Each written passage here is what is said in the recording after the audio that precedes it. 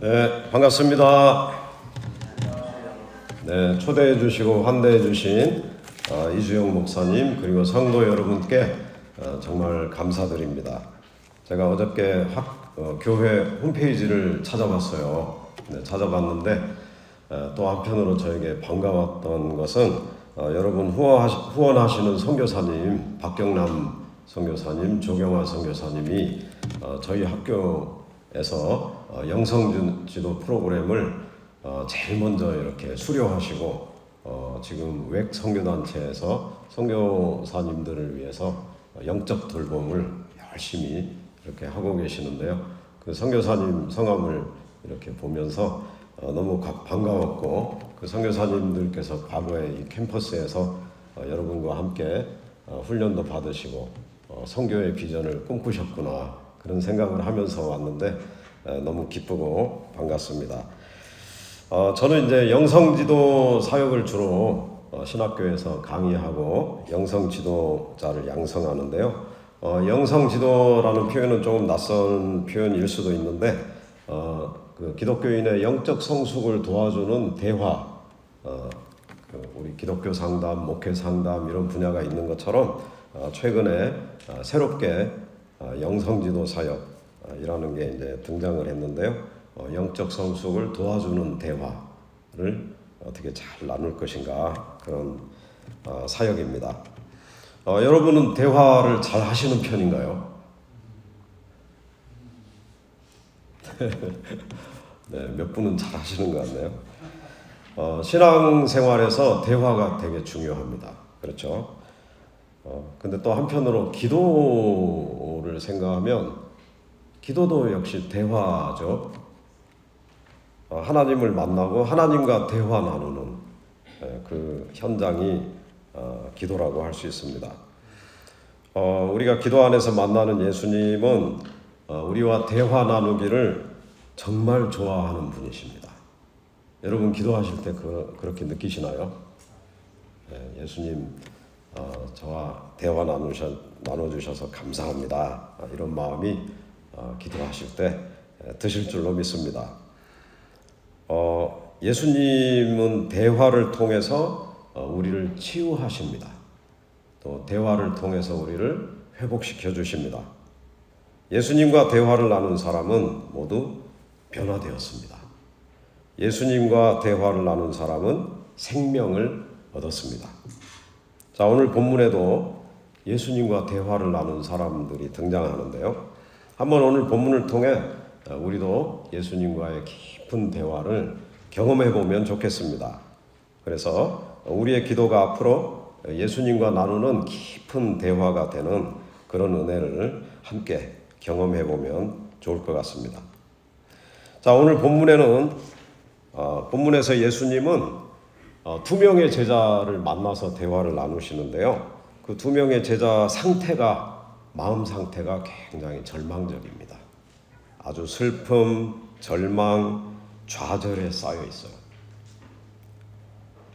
아까 기도하실 때도 제가 느꼈고, 또 목사님께서 말씀하실 때도 느꼈는데, 우리 학생들의 마음이 어쩌면 좀 비슷하지 않을까. 좌절, 절망, 그런 마음들, 미래가 보이지 않는 그런 마음도 있지 않을까, 이렇게 느껴졌는데, 이 제자들이 되게 지금 마음이 비슷합니다. 글로바 그리고 또 한 명의 제자가 두 명인데요. 이들이 인생을 걸고 따랐던 스승이 있었는데 그 스승이 비참하고 무력한 최후를 맞이하였습니다. 그래서 이 제자들은 지금 슬픔과 충격에 사로잡혀서 고향인 엠마오로 돌아가고 있습니다. 어쩌면 우리 학생들이 휴학하고 집으로 돌아갈 때의 심정과 그 발걸음이 비슷하지 않았을까 생각이 됩니다. 예루살렘에서 엠마오까지는 25리, 약 11km 되는 거리입니다. 이 제자들의 마음을 이해하기 위해서 여러분 주변에서 상실의 아픔을 겪고 있는 분들 한번 떠올려 보시기 바랍니다.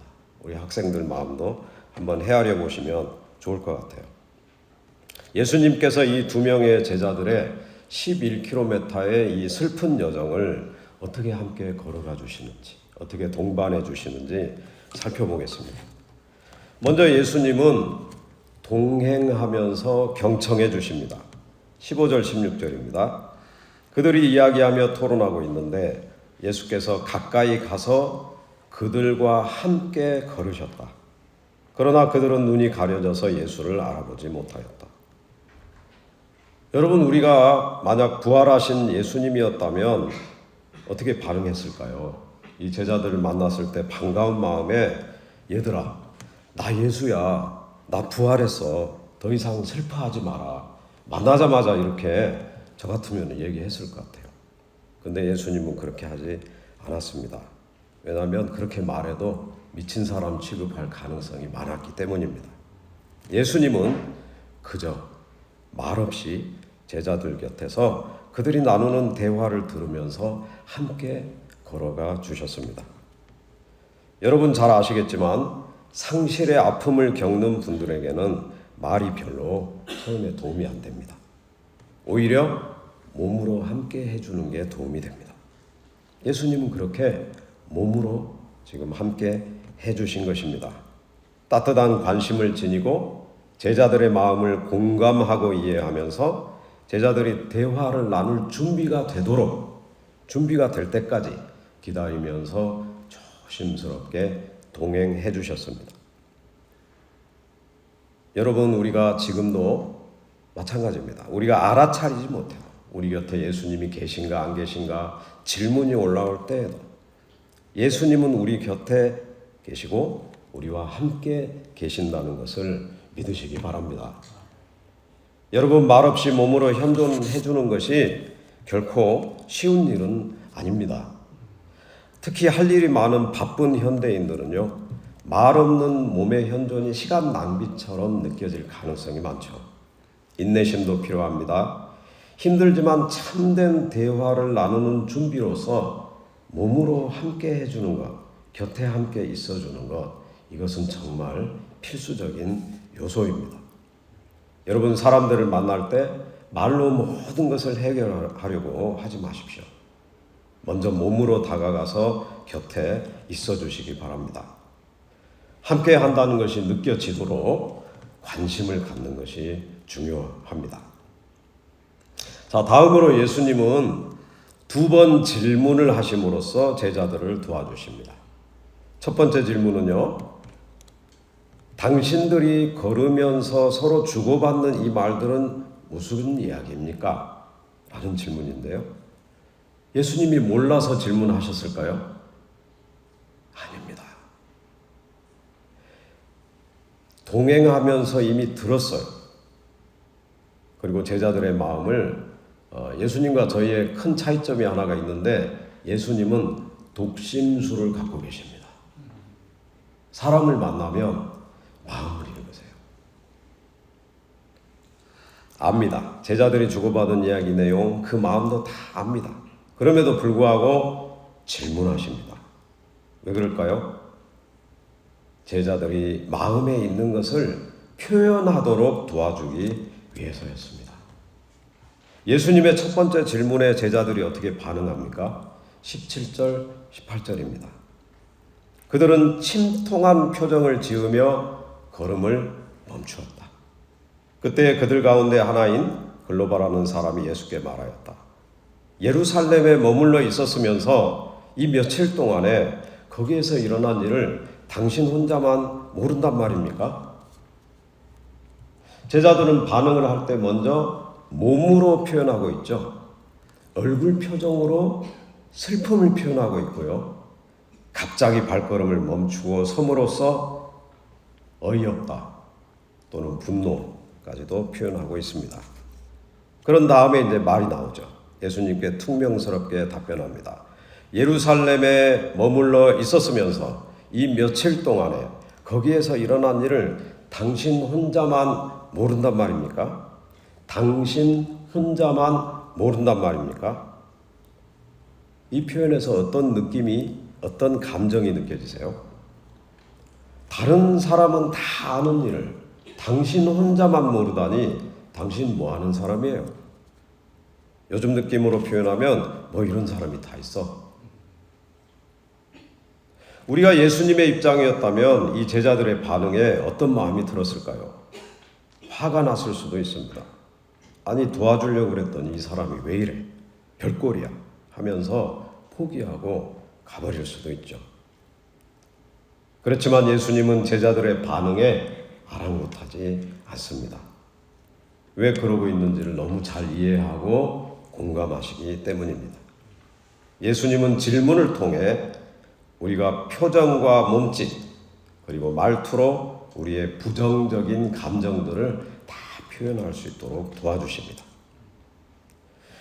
여러분 기도하실 때 하나님 아버지 또는 예수님께 여러분의 슬픔과 분노, 부정적 감정을 꼭 표현하시기 바랍니다. 예수님은 언제나 우리의 부정적인 감정을 들을 준비를 하고 계십니다. 우리가 부정적인 감정을 억누르다가 마음에 병이 나는 것을 원하지 않으십니다. 이어서 예수님은 두 번째 질문을 던집니다. 무슨 일입니까? 이 질문의 의도 역시 제자들이 마음에 있는 것을 더 표현해 보도록 돕기 위한 것입니다. 이제 글로바는요, 스승 예수님과 함께 지내면서 느꼈던 것을 한꺼번에 줄줄줄 모두 이야기합니다. 19절입니다. 나사렛 예수에 관한 일입니다. 그는 하나님과 모든 백성 앞에서 행동과 말씀에 힘이 있는 예언자였습니다. 스승 예수님은 나사렛 변방의 출신인데도 불구하고 대단한 예언자이다. 하나님과 모든 백성 앞에서 말씀의 능력이 있었고 기적과 치유의 능력이 있었다. 이 제자들의 말에서 스승님에 대한 자부심 그리고 신뢰가 느껴지고 있습니다. 우리 스승이 얼마나 대단한 분이었는지 그 자부심과 신뢰를 말로 표현하고 있는 것입니다. 20절입니다. 그런데 우리의 대제사장들과 지도자들이 그를 넘겨주어서 사형 선고를 받게 하고 십자가에 못 박혀 죽였습니다. 그 능력 많던 예수님이 너무도 무력하게 신문당하고 사형 판결당하고 십자가를 지고 가시고 십자가에 못 박혀 돌아가셨습니다. 이 제자들이 받은 충격이 얼마나 컸겠습니까? 대화 도중에 이 충격과 허무함이 생생하게 다시 제자들의 마음속에 떠올랐을 것입니다. 21절입니다. 우리는 그분이야말로 이스라엘을 구원하실 분이라는 것을 알고서 그분에게 소망을 걸고 있었던 것입니다. 소망을 걸고 있었습니다. 스승을 향해 품었던 기대감과 욕구를 표현하고 있는 것입니다. 로마 제국으로부터 해방될 이스라엘의 미래, 해방된 이스라엘에서 하나님 나라의 권력을 갖고 열심히 일할 자신들의 미래를 상상하며 품었던 소망이 여기에서 표현되고 있습니다. 이렇게 제자들은요, 그들의 마음에 있던 갈망과 절망, 답답한 마음들 모두 토해냈습니다. 예수님의 질문이 도움이 됐겠죠. 스승의 별세는 동시에 스승에게 걸었던 제자들의 기대와 욕구가 좌절되었다는 것을 의미합니다. 여러분, 요즘 한국 사회에는 많은 청년들이 미래를 향한 기대와 욕구의 좌절을 경험하고 있습니다. 베이비 부모인 우리 부모들과는 전혀 다른 세상을 살아가고 있습니다. 이전 세대가 자신의 경험을 바탕으로 하는 말들은 크게 도움이 되지 않는 라떼로 여겨집니다. 라떼는 말이야 로 대화를 시작하면 잔소리로 여기고 귀 기울여 듣지 않습니다. 스승의 별세보다도 더 심각한 스승의 부재를 경험하고 있는 것입니다. 이번 의료 사태에서도 우리 학생들은 미래를 암담하게 느끼고 있습니다. 전공의들도 마찬가지죠. 그 절망감이 무엇보다도 걱정이 됩니다.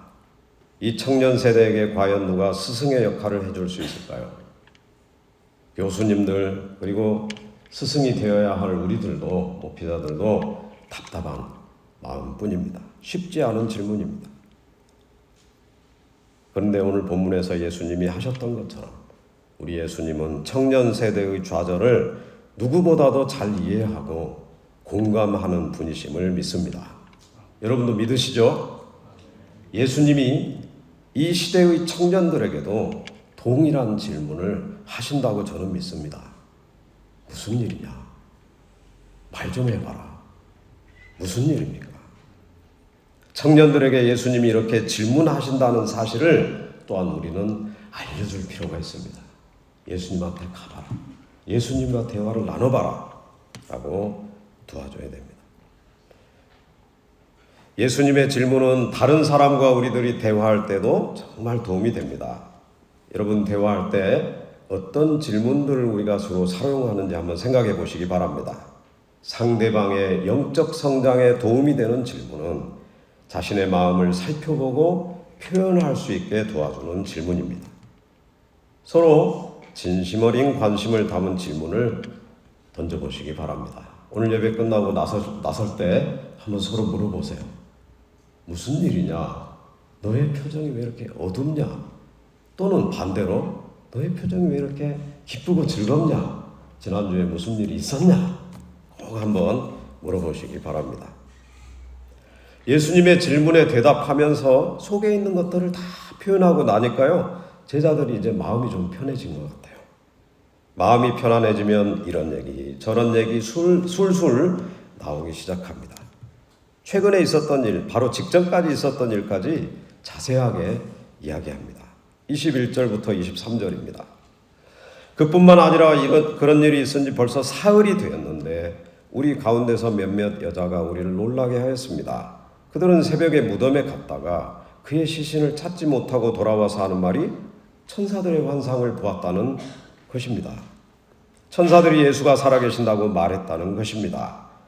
그래서 우리와 함께 있던 몇 사람이 무덤으로 가서 보니 그 여자들이 말한 대로였고 그분은 보지 못하였습니다.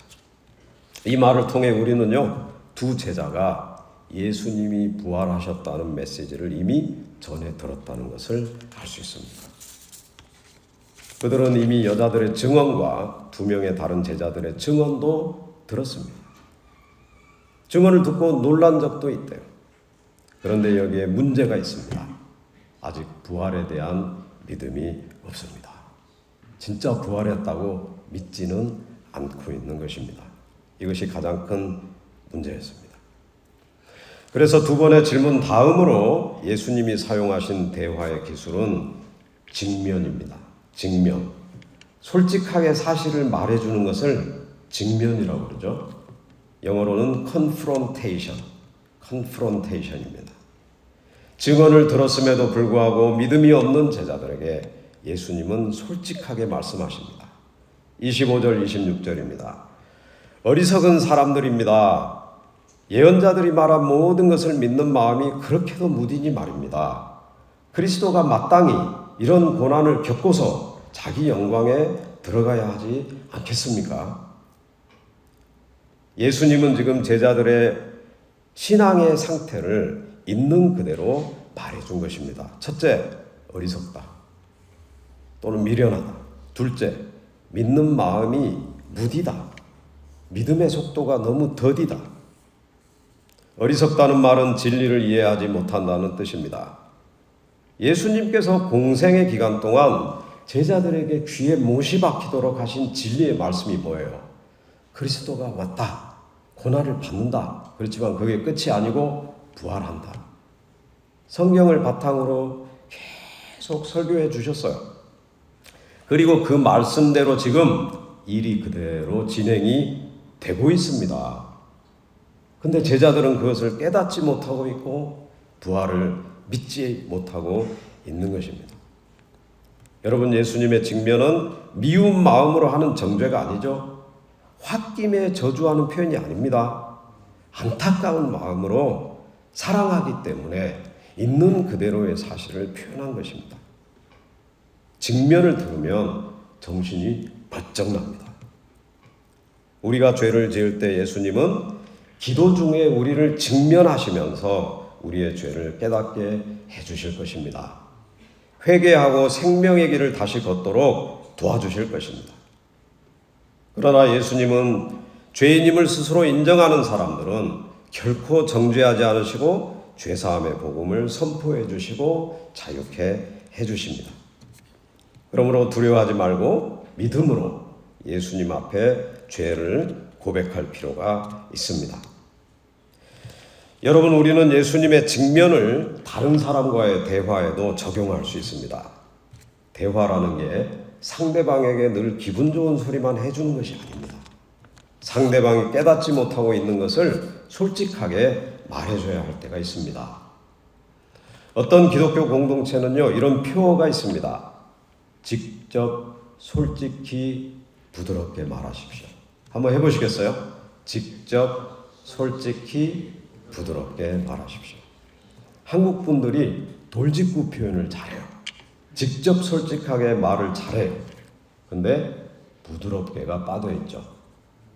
부드럽게 말하지 않고 아무리 솔직하게 말하더라도 돌직구로 얘기하면 상대방은 상처를 받습니다. 아무리 사실을 얘기해줘도 효과가 없어요. 그래서 직면을 할 때는 정말 중보기도를 많이 하고 해야 됩니다. 사랑하는 마음으로 해야 됩니다. 서로에 대한 충분한 신뢰와 친밀감이 형성된 후에 해야 합니다. 그럴 경우에 직면은 진정한 친구가 되게 합니다. 직면한 후에 예수님은 제자들에게 성경을 다시 가르쳐 주십니다. 27절입니다. 그리고 예수께서는 모세와 모든 예언자에서부터 시작하여 성경 전체에서 자기에 관하여 써놓은 일을 그들에게 설명하여 주셨다. 다시 요약해 주신 것이죠. 모든이란 표현이 반복됩니다.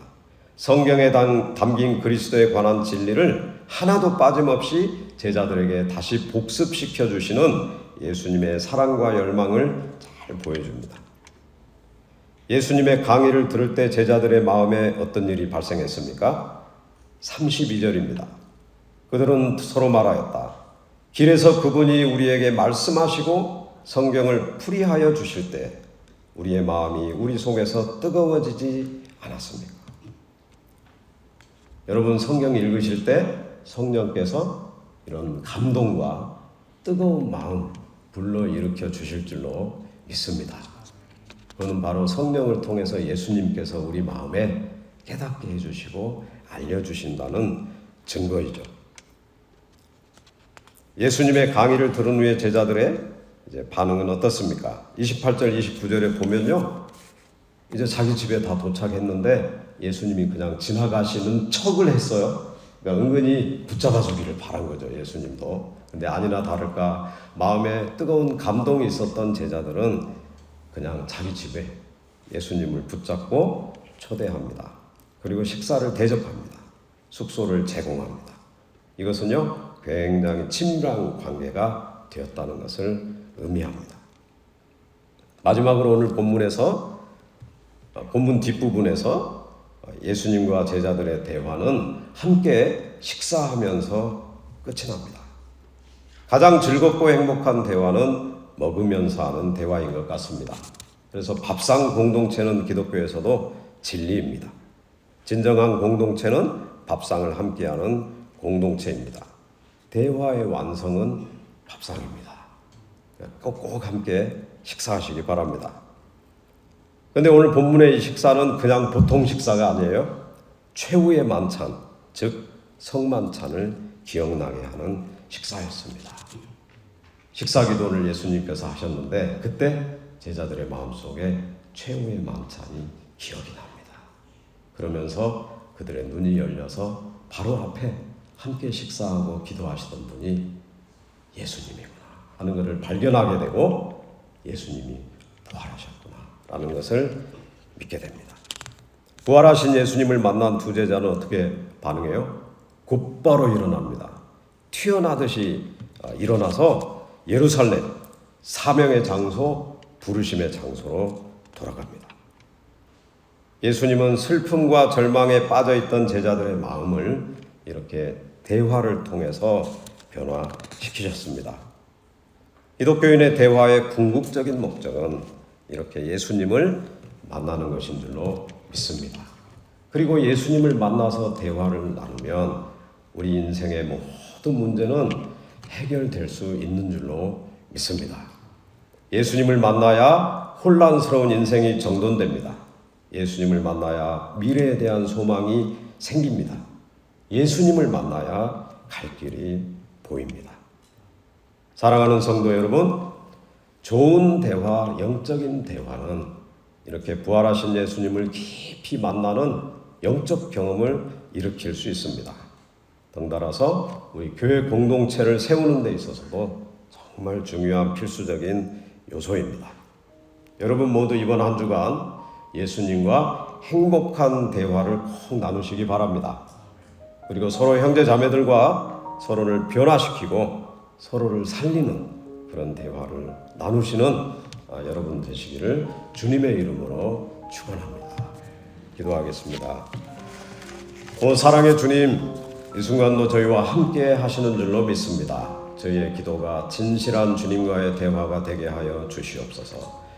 주님과 대화를 시도하는 저희들의 마음에 감동을 주셔서 주님의 살아계심과 부활하심을 믿는 믿음이 견고하게 저희 안에 생길 수 있게 도와주시고, 그로부터 우리의 미래가 비춰지고 우리의 어두운 현실들에 빛이 비춰지는 놀라운 영적 체험들을 할 수 있도록 은혜를 베풀어 주시옵소서. 예수님 이름으로 기도합니다.